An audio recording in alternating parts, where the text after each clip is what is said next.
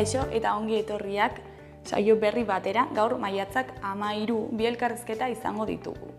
Gaurko bi elkarrizketatuak Udako Euskal Unibertsitatetik datoz, baina alde batetik Irati Iziar Udako ikastaroen berri emango digu eta beste alde batetik Edurne Kotx Nafarroako Gobernuko ikastaroen berri.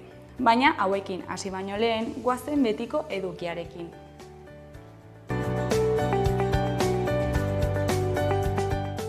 Goazen orain gaurko efemerideekin. Gaurko egun batean, 1880ean, Bizkaiko meatzariek greba historikoa hasi zuten. Urte batzuk geroago, 1978an, Frantziaren historiako greba orokorrik handienetakoa abiatu zuten 10 milioi langileek, 78ko maiatzean. Egun berean, baina 1977an, egun beltza Euskal Herrian, amnistiaren aldeko astean. Eta bukatzeko, 1985an, helikoptero batetik bomba bat jaurti eta 11 lagun hil zituen Filadelfia hiriko poliziak, Ameriketako Estatu Batuetan.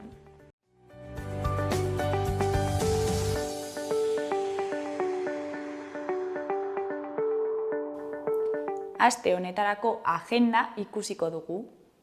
Asteartean, Txoria hodei artean, izeneko liburuaren aurkezpena egongo da Karrikiri elkartean, Iruñean. ETBek 40 urte ditu, ondo beteak gainera. Liburu honetan, 4 hamarkadako ibilbide horren ikuspegi zabala eskaintzen du Urtzi Urkizuk kazetariak. Telebista ezerezetik sortu zen garai heroikoetatik gaur egungo erronketara adimen artifiziala kasu. Ikuspegi zabal horrek dokumentazio lan sendoa du oinarri, baina batez ere langileak hainbat aritu eta adituri egin dien elkarrizketa sorta oparoa. Miren Mindegiak gidatuko du solasaldia eta Urkizuk berak egingo du liburu aurkezpena. Arratsaldeko 7:00 izanen da Karrikirin. Asteazkenean, Arrosariako liburutegi publikoan arratsaldeko 6:30 irakurle taldeak Daiogui Andrea liburua izango du hizpide. Virginia Woolfen Daiogui Andrea liburua komentatuko da. Ostegunean alde batetik bertso afaria egongo da Irrintzi Peñan Igor Elorza eta Unai Iturriagarekin. Bertso afaria antolatu du Irrintzi Peñak maiatzaren 16an eta Igor Elorza eta Unai Iturriaga dira saioko bertsolariak. Iluntzeko 9:00 hasiko da saioa eta sarrerak 20 euroan eskuratu daitezke. Bazkide bakoitzak 3 lagun gehiago apuntatu ditzake eta ordainketa Peñan bertan egin beharko da maiatzaren 12an baino lehen. Beste alde batetik, Oko Andre Maria plazan arratsaldeko 8:00 Lilo taldearen kontzertua egongo da. Oko Andre Maria plaza izanen da kantu eta hitza Iruñeko udalaren euskarazko musika programaren edizio berriaren egoitza. Sarrera librea izanen da eta lekuak bete arte. Ostiralean batetik, plazara Euskara Erdigunera kooperatibaren aurkezpena egingo dute Laban arratsaldeko 7:00 Karrikirik antolatuta. Irati Fernandez, Eneko Gorri eta Xan Airek egingo dute aurkezpena. Bestetik, Sanduzelaiko Zibiboxean 7:30 9:40 gutxira, piztuta Euskal Kultur Begirada 24 programaren barnean Eguzkilore izeneko mitologia eta jazz ikuskizuna egongo da. Eguzkilore euskarazko ikuskizunean Xabi Olkozek konposatutako musika entzunen dugu, proiekzioekin eta narrazioekin batera. Musikariek magiaz beteriko munduan barneratuko gaituzte, gure kultur sustraiei lotzeko eta jazz musikaren bidez euskal mitologia zahar aberatsa ezagutzeko. Larunbatean, Egu Esibarko Euskararen eguna ospatuko da Badostainen. Tortilla eta bideo lehiaketa, gazteentzako herrikirolak, buztina eta talo tailerrak, helduentzako humorezko bakarrizketa eta kontzertuak antolatu dituzte Badostainen Egu Esibarko Euskararen eguna ospatzeko. Igandean, Ruper Ordorikaren kontzertua egongo da Baluarten. Bakarka 2 lana aurkezteko kontzertua egingo du Ruper Ordorikak Baluarten, Karrikirik antolatuta. Igandearekin arratsaldeko 7:00 izango da emanaldia.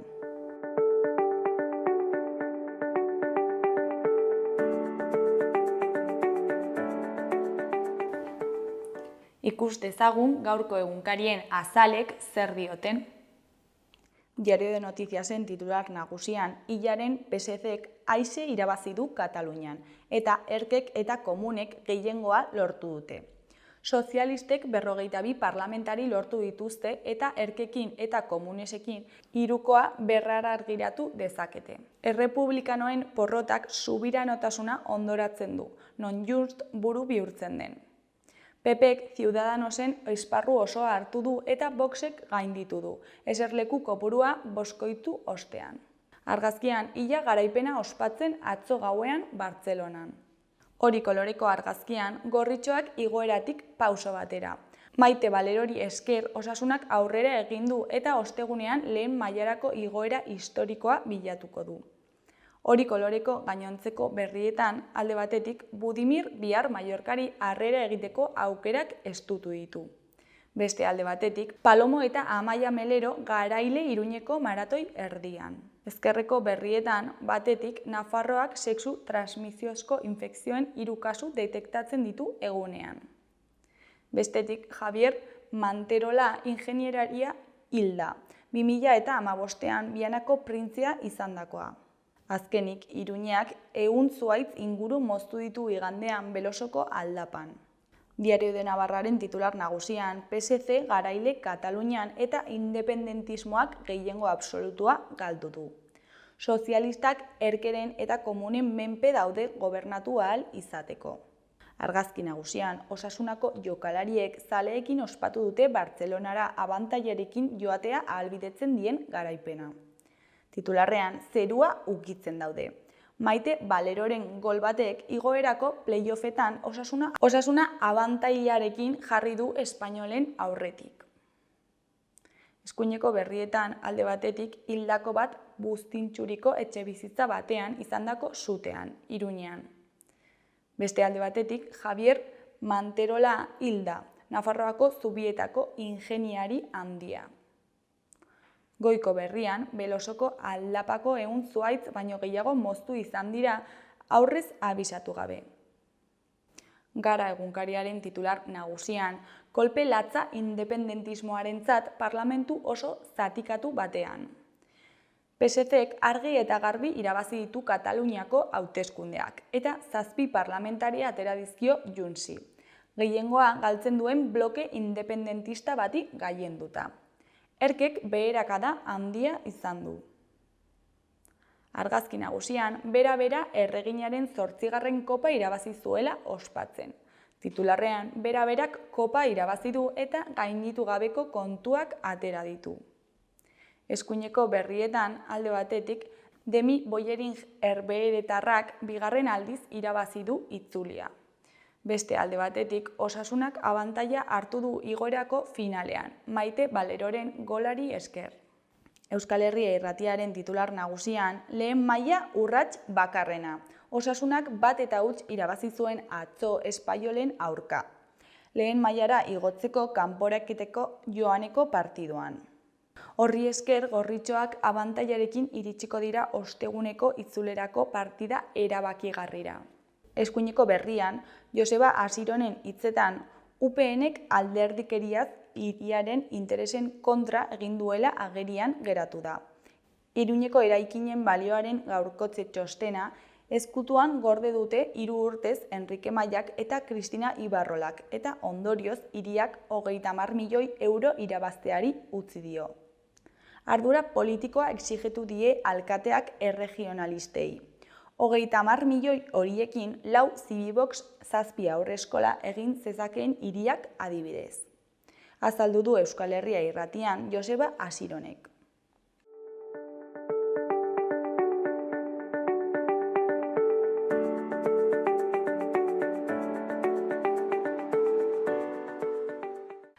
Kaixo eta ongi etorriak gaurko lehenengo elkarrizketara, oraingoan Irati Iziarrekin gaude Udako Euskal Unibertsitatetik datorrena. Kaixo, zer moduz?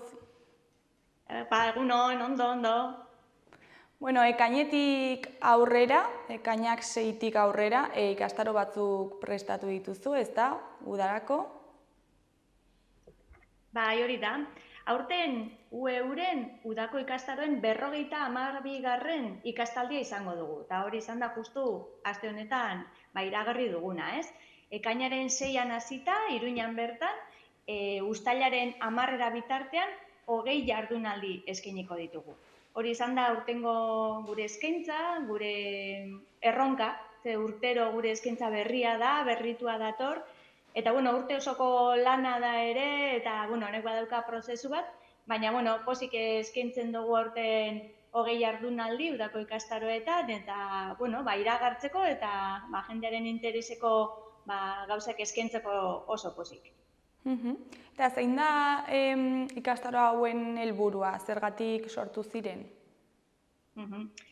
Begira, UEU ero Udako Euskal Unibertsitatearen hasieran dagoen jarduera bat da, ez? Udakoena izenean ere mantentzen dugu 52 urte ondoren. Egia da, bere momentuan sortu zirela Euskara eta Unibertsitatea lotzeko ikusten zen maila unibertsitarioko formazioa behar zela, baina batez ere topaleku bat behar zela. Euskaldunak, Euskal Unibertsitarien, topaleku hori zeinetan harremanak egin, elkarrekin egon, elkarrekin euskaraz bizitzeko aukerak eskaini behar ziren, 1973an gogoratu, orduan euskaraz bizitzea galderazita zegoenean, ezta? 50 urte hauetan eboluzio handia izan dute udako ikastaroek, eta gaur egun udako ikastaroak, 21. mendekoak zer dira? Batez ere gogoeta guneak dira. Guk nahi duguna da euskal gizarteari interesekoak diren gaiak proposatzea, interesekoak diren gogoetak, elkartrukerako guneak ere sortzea, gai estrategikoak landu eta profesionalen bilguneak izatea. Hori da, gutxi gorabehera udako ikastaroak, eta gero gure buruari esaten diogun moduan, eta horrela iragartzen dugu, arnasgune akademiko bat ere izatea. Ze badakigu unibertsitate mailan ere, euskararen egoera ez dela guk nahiko genukeen bezain osasuntxua, orduan udako ikastaroak ere, ekarpen hori ere egiten dute. Eta urte guzti hauetan bilakaera jasan dute ikastaro hauek? Bai, hori da. Hasieran hitzaldi zikloak edo hitzaldi sortak baziren, gero 80. hamarkadan Iruñan, Larraonako ikastaldi trinko hiek ere izan ziren udakoak, zeinetan garai hartan 2 asteko ikastaroak ziren, aste oso hartzen zen, orduan, barnetegi sentsazio gehiago zeukaten baita ikastaro hauek, ez? Lehen esandakoa, hain da importantea udakoetan parte hartzea eta elkarlana eta harremanak egitea, garai baten barnetegiak ere berak zeukan importantzia, eta gaur egun gehiago dira jardunaldiak. Egun bakarreko jarduera gehien bat, eta hitzaldiak, inguruak, tailerrak proposatzen dira, eta egun horretan biltzen ditugu gai baten inguruan, toki baten, horretan interesa daukaten arituak, ikasleak, irakasleak, interesa daukan edo nor dago gonbidatuta gure udako ikastaroetara. Beraz, ez da bakarrik ikasleentzako, baizik eta nahi duenarentzat. Hori da, unibertsitatea aipatu dut behin eta berriz, baina berez borondatea da interesa daukan edonori egindako eskaintza izatea. Betik esan duguna, UEU ere herritarra ere badelako, unibertsitatean lantzen den hori herrira ekarri nahi dugulako, herriarekin konpartitu, eta alde neinean ere berriro beste bideo hori ere egin unibertsitatera, ezta? Elkarrekintza horretatik aberazten doalako gure gizartea. Orduan, udako ikastaroetan izena eman dezakete, interesa daukan edo no. Eskatzen dugun baldintza bakarra izan da, euskalduna izatea, ze gure eskaintza euskara hutsean egiten dena da. Eta, zein da dagoen programa edo ze ikastaro ditugu aurtengo udarako?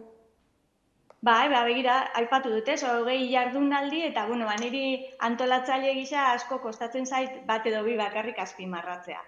Baina, esatea, jardunaldi guztietan parte hartzea sustatuko dugula, lankidetzan sortutako jardunaldiak direla, hau oso importantea da, UEUko sail eta bazkideek antolatutakoaz gain, baditugu gure mugimenduarekin, gure pentsamenduarekin, gure orbitan ere baditugulako hainbat lankidetza eta eragileak, gurekin lan egiteko prest daudenak, eta pare bat azpimarratzeko, eta agian UEU zer den edo udakoetan sekula parte hartu ez duen norbaitek ez hau entzuten badu, eta ia 20 jardunaldi horiek zer dira edo ze gai lantzen dira, bueno, bateriatxo bat aipatuko dizuet orain, bai, bueno, ekainaren 6an hasiko gara Iruñean, euskararen estatus juridikoa jardunaldiarekin, hori da gainera udako ikastaroen hasiera ekitaldia, eta ekitaldi hori baliatzen dugu UEurentzat importanteak edo estrategikoak diren gaiak lantzeko, orduan aurten euskararen estatus juridikoa Euskal Herrian landuko dugu, baina gainontzekoetan badaukagu lan eta bizi arnasgunetan, eremu sozioekonomikoaren lanketa bat kontseiluarekin. Euskarazko rol jokuei buruz ere jardunaldi bat izango dugu, ez? Rol jokuak ere, ze indarra hartu duten gure gizartean, baina, guazen benetan ezagutzera zer dira, nola sortzen dira, eta nola jokatzen dira, ez? Matematikari euskaldunak, hizkuntzalari euskaldunak ere izango ditugu gurekin, jakin jardunaldia izango dugu Usurbilen, jakin fundazioa eta Usurbilgo udalari esker, eta, gatazkaren memoria landuko da. Nafarroko herri hezitzaileak egongo dira Iruñan, euskalduntze alfabetatzea, baina ikuspegi intersekzionaletik landuko dugu Bilbon, hezkuntza soziolinguistikoa ere landuko dugu Ibarren beste ikastaro baten, pedagogia konprometituekin ere, badaukagu interes bat, badaukagu kezka bat, eta hau ere landuko dugu Eibarren, 0 kilometro arkitektura, euskal literatura, belaunaldi artekotasuna, euskara eta lan eta euskara literatura ikastetxeetan. Guztiak aipatuko nituzke, baina agian zerrenda luzeegia da, eta honena da gure webunean sartu, ueu.eus, eta bertan ikustea zer daukagun aurten eskaintzeko. Eta pentsatzen dut urte guztian zehar zaudetela honetan lanean, ezta? Baina nola da prestakuntza prozesua eta nola jartzen zarete elkarlanean eragileekin eta dena prestatzeko? Hori da, bai. Egia da, zuk ondo esan bezala urte osoko lana da, udako ikastaroak antolatzea. Eta, oinarrian lankidetza dagoenez egiten duguna da deialdi bat irekitzen dugu, eta udako ikastaroetarako proposamenak eskatzen ditugu. Orduan, balen esandakoa ez, badaude hainbat eragile, aurreko urtetatik dagoeneko badaukagunak elkarlaneko esperientzia, edo, profesional berriak, edo gure sailek edo, proposatzen dizkigute gaiak edo islariak edo jardunaldiak. Eta, behin horiek jasota, aurten 50 bat jaso ditugu. Gero hautaketa egitea ez da erresa izaten, eta hemen pena zibiltzen gara batzuk kanpoan utzi behar izaten ditugula, ze jardunaldi bakoitza beren neurrira antolatzen da. Bai tokia, bai ordutegia, bai formatua, bai guztia, orduan mimatu egiten ditugu. Eta nahiago dugu gutxiago eskaini, baina ondo antolatua eta gustora gelditzea gehiegi egitea baino. Orduan, ze gertatzen da, hautatu ez ditugun beste horiekin, urtean zehar eskaintzen saiatuko gara. Ze, aipatu bezala ez, UEU ezaguna bada udako ikastaroengatik, baina urte osoko jarduera daukagu. Orduan, udako mantentzen dugu izenean, baina urte osoko Euskal Unibertsitatea ere bagara. Orduan, udakoak horrela hasten ditugu, deialdi baten bidez, eta gero banan hasten gara beraiekin antolatzen. Ikastaro hau edo jardunaldi hau non egingo dugu Bilbon, baina noma Euskaltzaindiarekin harremanatri, orduan ikusiko duzu, Eibar, Baiona eta Iruña izan da betik gure triangulua, gure udako ikastaroen muina, baina aurten Baionan, Tolosan, Usurbilen, Donostian ere egongo gara. Orduan, tokian tokiko harreman horiek ere oso importanteak dira guretzat, eta lantzen ditugunak baita, eta hemendik gure aitortza eta eskerrona adieraztea, bai antolatzailei eta baita espazio horiek usten dizkiguten bestelako eragilei ere. Eta zeinen arabera egiten duzue hautaketa? Naiz eta gero denak ikastaro guztiak egin, zein da igual kriterioa edo? Bai, izan daiteke, momentuan dagoen gai interesgarri bat proposatzen baldin bada, hori aurtengoetarako utziko dugu, edo bestela gain jarri egiten baldin badira 2 edo 3 jarduera, saiatuko gara elkarrekin egiten, beti ere lehentasuna hori bai, UEUko bazkide eta sailek antolatzen dituztenak, UEU berez, ezagutzen baduzue, kultura elkarte bat gara izatez, eta bazkidez osatuta gaude, 1.200 bazkide inguru gara, eta bazkideak daude antolatuta jakintza arloetan. Jakintza arloak, hasita artea, filosofia, matematika, hizkuntzalaritza, kazetaritza, horlakoak, bai? Eta orduan sail bakoitzak badauka arduradun bat eta sailak ere berak ere proposatu dezake bere jardunerako interesgarriak diren gaiak. Orduan, hautaketa horrela izaten da gutxi gorabehera, bai? UEUtik datorrena gure sailetatik, aurreko urtetako beste eragile horiek eta beste esperientziatik datozena, eta gero aurreko ekitaldietan, partaideek balorazio horretan ere ipini izan dizkigute gaiak, ez? Hurrengo urterako gai hau landuko nuke, orduan goaz pixka bat horrekin puzzle bat egiten, ez?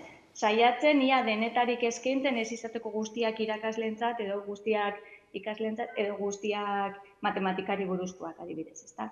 Orduan, oreka bilatzen saiatzen gara, tokiko beharretara ere saiatzen gara moldatzen, ez? Orduan, Ipar Euskal Herrian Baionan ere bertako gaiak lantzen, Nafarroan gaudenean ere, Nafarroko gaiak, EAN ere, ez da berdina Araba, Bizkaia, Gipuzkoa, orduan ere, joango gara puzzlea osatzen, orduan. Ikusten duzuenez ez da erresa, eta, buru hauste batzuk ere ematen dizkigu puzzle horrek, baina gero ia da emaitzarekin oso pozik gaudela urten ere, eta, esan dakoa. Espero dugu benetan asmatu izana hautaketa horretan. Eta ja, dena prest dagoenean, nola jendeak nola parte hartu dezake bertan? Izena aurrez aurre eman behar da, edo... Hori da, bai. Orain egin duguna izan da hori, ez? Jardunaldi hauen guztien egitarauak argitaratu egin ditugu, gure webgunean daude, ueu.eus, eta bertan ikusi dezakezue, izenburuaz gain atzean zer datorren, ez? Azalpena, nondik dator jardunaldi hau, ze helburu dauka, zergatik antolatu dugu jardunaldi bat honi buruzkoa, eta gero egitaraua, orduka jarrita. Honena da betik kuskuxeatzea, sartu, ze hizlari dator, zer ez dator, ez dakit nola planteatu dute, ze hitzaldi proposatzen dira, ze galderak erantzun nahi dira, ez jardunaldien bidez. Orduan, izen ematea dagoeneko zabalik dago, talde mugatuak izaten dira, batez ere, askotan espazio bat edo gela batek mugatu dezake jardunaldi baten aforoa edo taldea. Baina egia da baita, lehen esan duguna, parte hartzea da oso importantea guretzat, horregatik talde handiegiak osatzea ere batzutan ez zaigu komeni ez dugu nahiago dugu talde txikiagoak eta benetan parte hartzaileak izatea eta ez partaideak ere gustora sentitzea, hau da ez bakarrik entzule, baita beraiek ere hitza izango dutela ikustea. Eta orduan, normalean 50 pertsona inguruko jardunaldiak esaten dira. Zaizkigu askoz ere handiagoak sortzen, ze gero kudeatzea ere komplikatu egiten zaigu. Eta normalean zer nolako harrera izaten dute hauek? Egia esan, oso pozik, azkenengo urteetan jardunaldi guztiek aurrera egin dute, ze gehienezko kopurua dagoen moduan gutxieneko bat ere badago, noski, ez? Ez bakarrik ekonomikoki jardunaldi batek behar duelako diru sarreratxo bat, baizik eta gero kudeatzeko ere, ez? Eta parte hartzeko ere, partaide kopuru minimo bat ere behar da. Baina egia esan, oso pozik gaude, azkenengo urteetan jardunaldi guztiek egin dute aurrera, eta, orain nabilena esaten, parte hartzeko edo parte hartzea sustatzeko daukagun beste neurrietako bat da baita, matrikula prezio simboliko bat daukagula, 10 euroko matrikula da jardunaldi guztiek daukatena, ez? Jardunaldi bakoitzeko da. Orduan, saiatzen gara baita, errezten, ez? Errezea izatea, interesa daukan pertsona horrentzat udako ikastaroetan parte hartzea, eta horrekin UEU ezagutzea. Orain ze abstraktoa ikusten den, ez da, erakunde bat edo elkarte batek bere buruari buruz hitz egiten duenean, eta esaten du, guk Euskal Unibertsitatea sortu nahi dugu 50 urte goaz honetan, baina benetan UEU ezagutzeko modu, gertuena, politena, nik uste dela udako ikastaroetan izena eman da. Eta hor, ulertuko duzue UEU bai dela unibertsitate bat, borondate hori daukal Euskal Unibertsitatea sortzeko, baina gertukoa garela, gertutasun hori oso importantea dela guretzako, familia handi bat ere bagarela, ez, orduan, animatzen zaituzte ia bat edo aukeratu eta horrela web ere ezagutzera aldi berean. Ja jendea animatzen den. Eta, azkeniko galdera, zer da espero duzuena aurtengo udako ikastaro eta edo? Bai, nik azkenean, lehen esan dagoa, jardunaldi batek edo udakoek lortzen badute, gutxieneko izen emate hori, guretzat arrakasta da. Nolabait asmatu dugu eta gai interesgarri bat proposatu dugu eta jendeak erantzun du eta ikusi du benetan, hau benetan da nire interesekoa eta honetan izena emango dut, orduan horrekin guk pozik. Baina gero, behin jardunaldian gaudela, egunean bertan gaudela ere, gauzak ondo joan daitezela, azpiegiturak ondo, kafea, bazkaria, egia da hori, guk ere mimatzen ditugula jardunaldiak aipatu dut, adibidez, atxeden aldian kafea eskaintzen dugu, partaide guztientzat, bi jardunaldi aldi berean baldin badaude toki berdinean, Markeskoan adibidez Eibarren gertatzen zaiguna, biek atxedena batera egiten dute, eta orduan, biltzen ditugu, gure ikasle guztiak biltzen ditugu batera kafea hartzen, elkarrekin bazkaltzeko aukera ere eskaintzen dugu. Orduan, bigarren helburua litzateke girotxo hori ere sortzea. Girotxo horretan jendea gustura egotea, eta lehen esan dugun elkarrekintza eta parte hartze hori ere erosoa izatea. Eta bukaeran, galdetu egiten diegu, gure partaidei ordan balorazio horriak pasatzen ditugu, eta partaideek bakoitzak bere esperientzia hori ere kontatuko digu, eta espero dugu balorazio onak ere lortzea. Orduan, horrekin ikusiko dugu aurtengo eskaintzarekin ere, lehen esan duguna, gogo eta gune interesgarriak sortu ditugula, parte hartzea sustatu dugula, eta arnasgune akademikoa hori ere berriro gorpuztu dugula. Irati, mila esker gurekin hitz egitera etortzeagatik, eta ea zer moduz joaten diren udako ikastaro horiek, eta ea jendea animatzen den parte hartzera. Oso ondo, eskerrik asko aukeragatik, badakizue hementxe gaude behar duzuenerako, eta animatzen garen eta parte hartzen dugun. Eskerrik asko. Zuri, agur.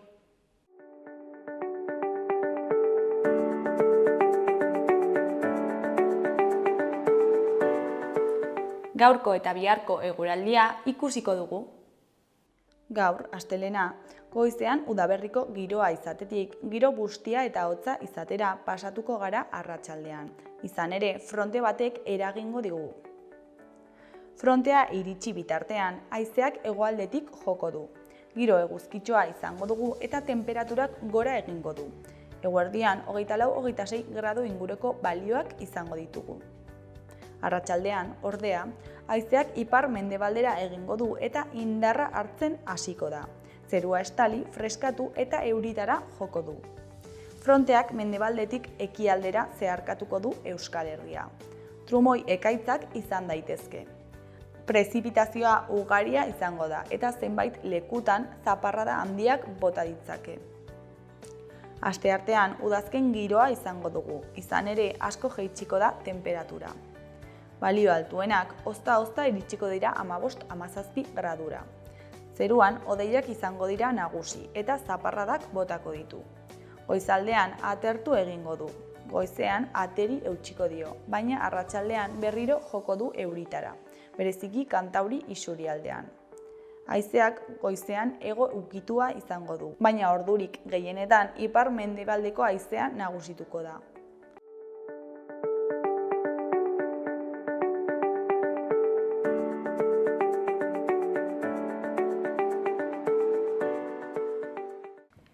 Kaixo eta ongi etorriak gaurko bigarren elkarrizketara, oraingoan Edurne Kotxekin gaude. Kaixo, zer moduz? Kaixo, egunon. Zu ere Udako Euskal Unibertsitatetik zatoz baita ere, baina beste ikastaro batzuk aurkeztera zatoz, ezta? Hori da. Bai, ni Nafarroako UEUren arduraduna eta ordezkaria naiz. Beraz, Nafarroan formulatzen ditugun eta eskaintzen ditugun formakuntza guztien ardura ni daukat. Eta bai, Nafarroako gobernuarekin elkarlanean 2017 urtearen amaieratik gaude, oso elkarlan emankorra izaten ari da, oso erantzun polita jasotzen ari gara, eta saiatzen gera urtero 13-15 ikastaro edo jardunaldiren kopuru horretan mantentzea, pixka bat euskaraz formatu nahi duten profesionalei begira. Eta zein dira ikastaro hauen helburuak, euskara sustatzea edo beste helburu batzuk ere badaude?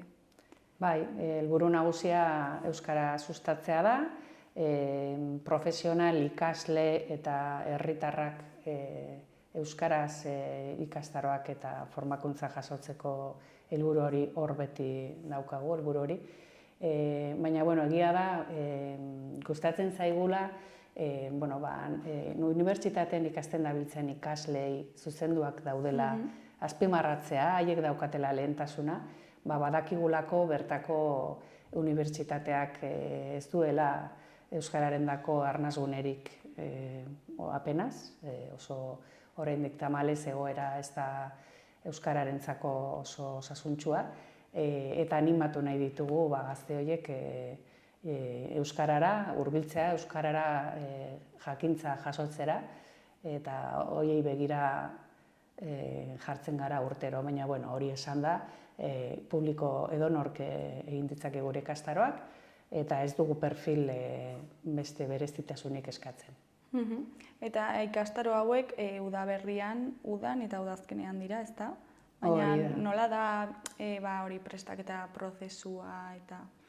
Bai, urtero hitzarmena sinatzen dugu eta Nafarroako gobernuak lan ildo batzuk ematen dizkigu, haiek dauzkaten termometroen baitan eta jasotzen dituzten eskaeren baitan, esaten digute begira 5-6 ildo hauetan egintzazue eskaintza proposamen bat, gero beraiek aztertzen dute eta pixka bat hori da hasierako programaren lehenen pausoa, bai? Gero, direnez 13-15 ikastaro edo formakuntza edo jardunaldi, saiatzen gara urtaro desberdinetan barna zabaltzen. Orduan, udaberrian badugu eskaintza oparoa, baita ere, udan eta udazkenean. Eta, non egiten dira? Nafarroan, suposatzen dut, baina denak Iruñean? Bai, ikastaroen beharren arabera aldatu daiteke. Jarduen aldi batek normalean beti eskatzen du izatea espazio irekiago bat, handiago bat, ikastaro zenbaitek behar dute teknologikoki prestatuak egotea, orduan behar dute ordenagailu eta informatika gelaren bat. Ikastaroen beharren arabera mugitu egiten gera, baina batik bat ezpeleta jauregian antolatzen ditugu udakoak beti, ezpeleta jauregiak gobernuak sendatu zuen gure egoitza iraunkor bezala, udakoen egoitza iraunkor bezala. Guretzako hau ere oso garrantzitsua izan zen, zentralidade bat, erreferentzialtasun bat ematen digutelako, eta baita ere alde zaharrera, Iruñeko bihotzera eramaten dugulako euskarazko formakuntza hau, euskararentzako arnasgune hau, guretzako oso garrantzitsua da hor bertan egotea. Eta gero urtean zehar, Arrotxape auzoan daukagun egoitza nagusian, eskaintzen ditugu ikastaro asko, eta esan bezala jaso ikastolan ere, hor ditugu beti ateak zabalik, oso eskertuak gaude jaso ikastolarekin, beti gurekiko jarrera positibo hori izan duelako, eta hoxe. Eta badaude aurrez aurreko ikastaroak eta gero online egiten diren ikastaroak, ezta? Eta zergatik ematen duzue aukera hau eta betidanik eman duzu edo hasieratik eman duzue aukera edo zerbaitengatik gehitu duzue?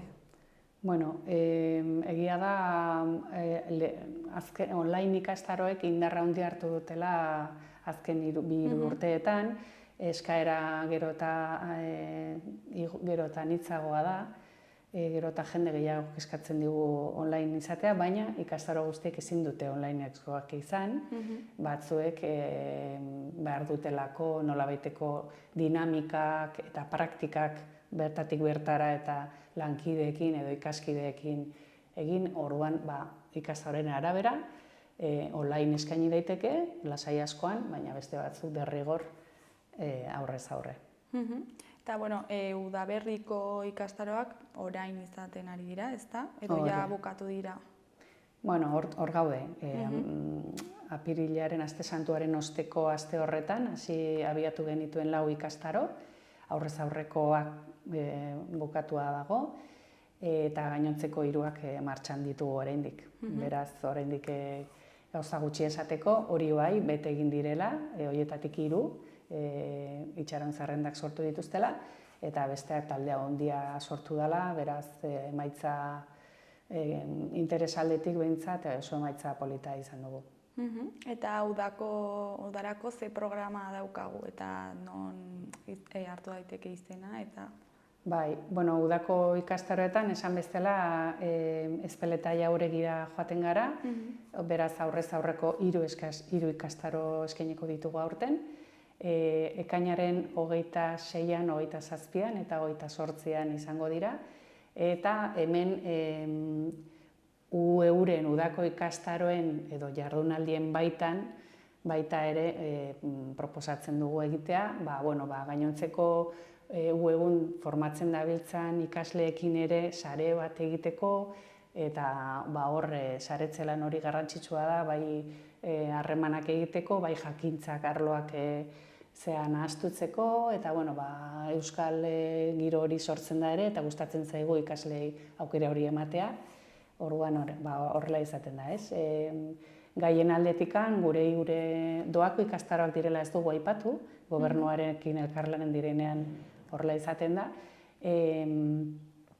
Ez dakit eta zer ahaztu zait esatea zertan nengoen. Gaien aldetik galdetu diazu, ze gai eskaintzen ditugu, eta aurten 3 horietatik batek komunikazio ezborditza landuko du, beste batek adimen emozionala, eta horren garrantzia ikasgelan landuko du, eta 3. eraso matxistak eskolan nola kudeatu edo pistak emango dizkigun ikastaroa izango da. Eta noiz irekiko da epea? Izena emateko epea irekia dago, www.eusen jada, ikastaro batek uste dut gaur konfirmatuko dugu, baina jo bete dituela plaza guztiak. Beraz, animatzen ditut interesa dutenei mugitzen. Eta udazkenekoak?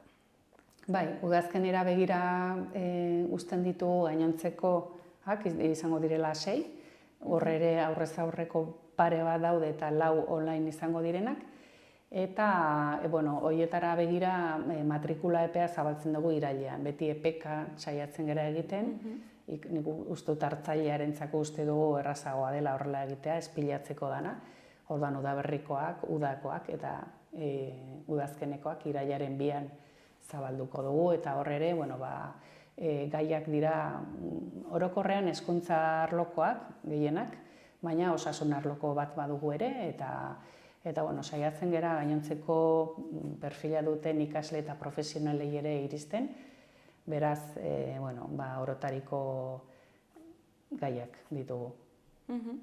Eta Nafarroako gobernuan nola kolaboratzen du edo zuekin normalean? Bai, aipatu bezala urtero haiek interesa duten lan lindo batzuen gainean bereiekin aztertu zer da gizarteak behar duena, zer behar du formakuntzan zertan behar du. Haiekin azterketa sakon bat egiten da, ikastaroen proposamen bat, batzuk aurrera dijoaz, beste batzuk ez. Eta bereiek egiten digutena da, gero diru poltsa bat eman, eta diru poltsa horretatik finantzatu ditzakegu gure formakuntza hauek. Eta bukatzeko, ez dakit zerbait gehiago komentatu nahi duzun?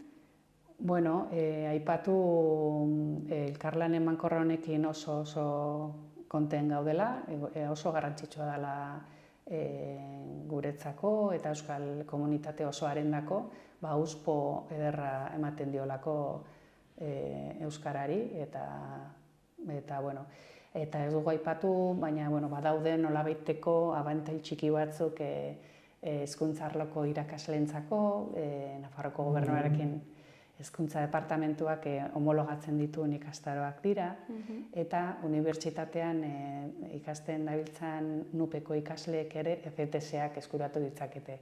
Beraz, badira horre pixka gehiago animatzeko datu batzuk.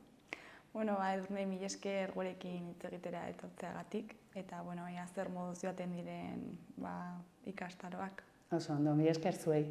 Ondo segi. Aio.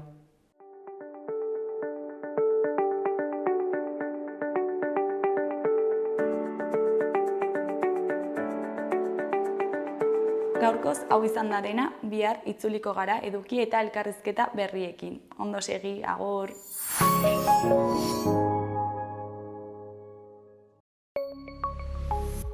Gobierno de Navarra. Nafarroako gobernua.